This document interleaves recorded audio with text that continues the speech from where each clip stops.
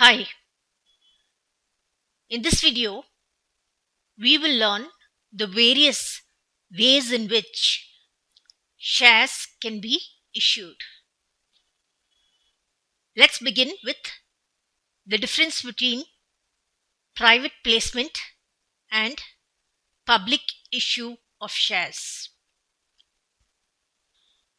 Where shares are issued and allotted to a relatively small number of select group of investors privately, it is called private placement of shares.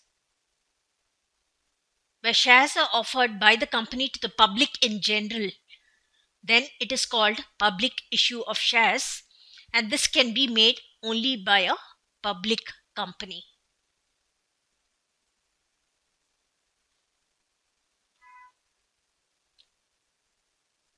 Next, let's understand the difference between issue of shares for cash and issue of shares for consideration other than cash. Where the company issues shares and receives cash in return, it is called issue of shares for cash. Where the company issues shares against purchase of business or purchase of assets such as land, building, etc., it is called issue of shares for consideration other than cash.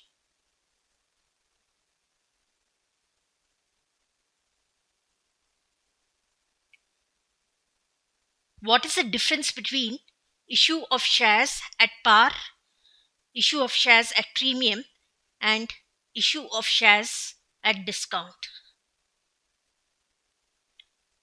Issue at par means issue price of the share is equal to the face value of the share. Issue at premium means that the issue price of the share is greater than the face value of the share, and the difference is referred to as security premium reserve. Issue at discount means that the issue price of the share is less than the face value of the share. Now we need to keep in mind that as per section 53 of the Companies Act of 2013, shares cannot be issued at a discount. Only sweat equity shares can be issued at a discount as per section 54 of the Companies Act 2013.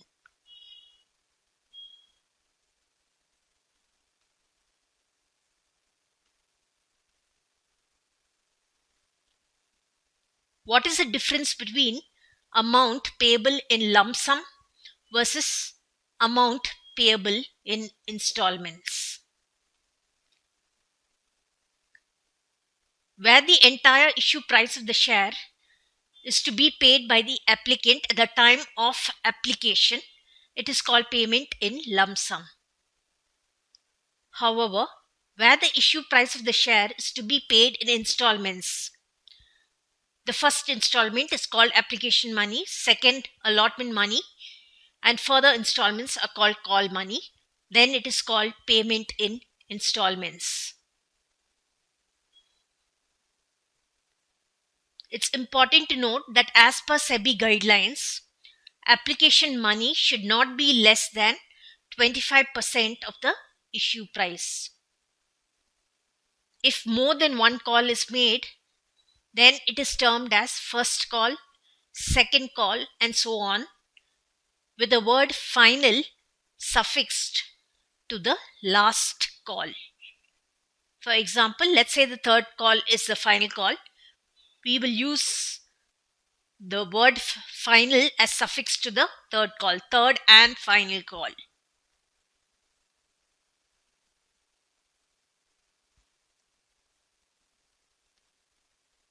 What is the difference between full subscription, oversubscription, and undersubscription? Where the number of shares subscribed for is exactly equal to the number of shares issued by the company, then it is called fully subscribed. where the number of shares subscribed for is greater than the number of shares issued by the company, it is called oversubscribed. Where the number of shares subscribed for is less than the number of shares issued by the company, it is called undersubscribed. Let's see the allotment procedure in each of these cases. In the case of full subscription, the company can proceed to allot the shares to all the applicants. In the case of oversubscription, the company can allot only the number of shares that are issued. So this can be done through either rejecting the shares or partially allotting shares to the applicants, or a combination of the two methods. In case of undersubscription, the company can allot the shares which are subscribed to the applicants, provided the minimum subscription is reached. We may recall here that the minimum subscription refers to the amount which is stated in this prospectus, indicating minimum amount that must be subscribed to go ahead with the allotment. If the minimum subscription is not reached, then within 15 days the company will have to refund the application money. So in the case of undersubscription, the company can allot the shares provided the minimum subscription has been reached.